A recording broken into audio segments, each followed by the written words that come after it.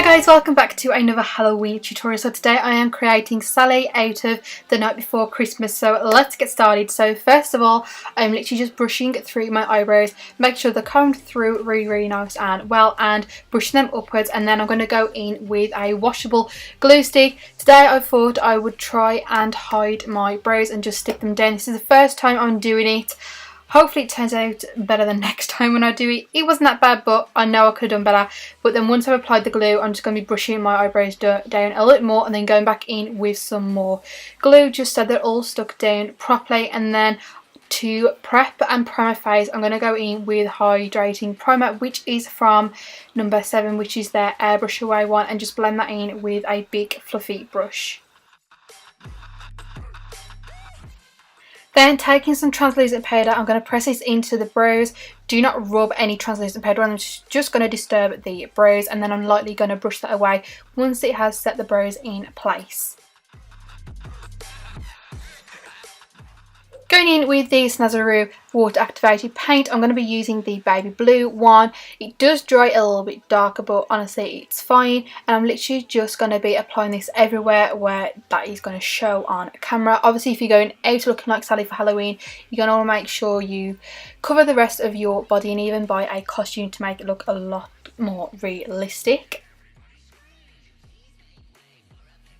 This brush just wasn't working for me, so I switched to a Real Techniques buffing foundation brush, and honestly guys, it is absolutely fantastic. If you're looking for a brush that will literally blend out your water activated paint or foundation, literally get the Real Techniques buffing brush because it is absolutely fantastic.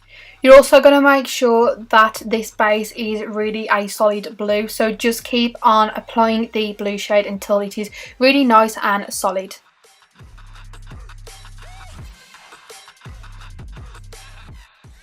I'm then going to be adding some translucent powder and then wiping it off quickly just to set that paint in place a little bit further and brighten it up a little bit.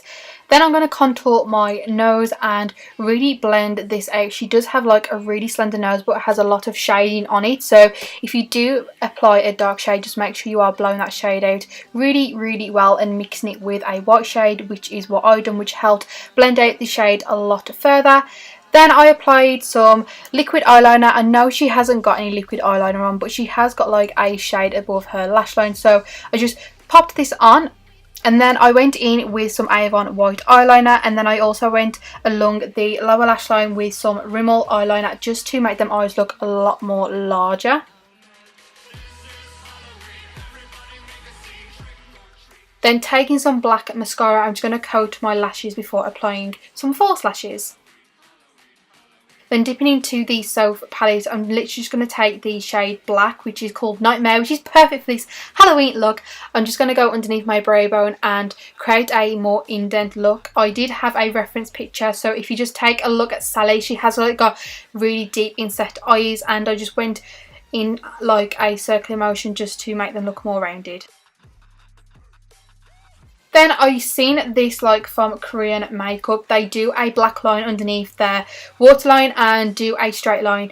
It just makes your eyes look a lot more dull and a lot more wider. Then I just took a darker blue and just started contouring my face and deepening it up a little bit to add some dimension there.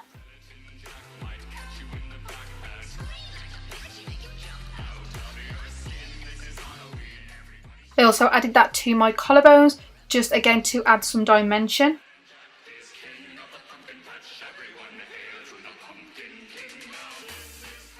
Then for the stitches, I went in with the Snazaroo black paint and just started creating some lines on my face and my chest.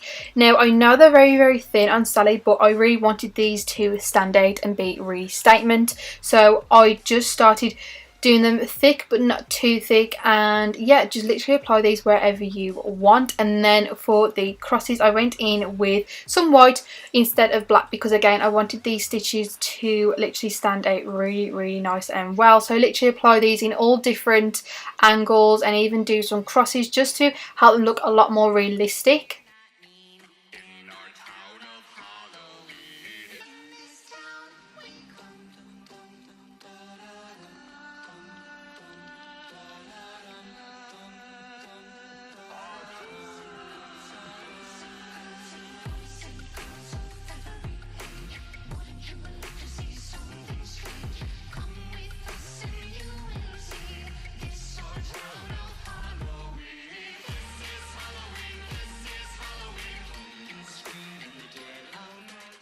Then to make them stitches look a lot more realistic, I'm then taking that Nightmare shade out of Soph palette again and literally running my brush along the white stitches.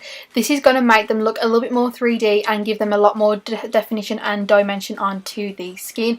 Now you could leave them just white, but honestly guys, this will add a lot more to the look if you do go ahead and do this. And honestly, I just absolutely love this step. I think this is the final step that actually made the stitches come to life and made Sally the character come to life as well.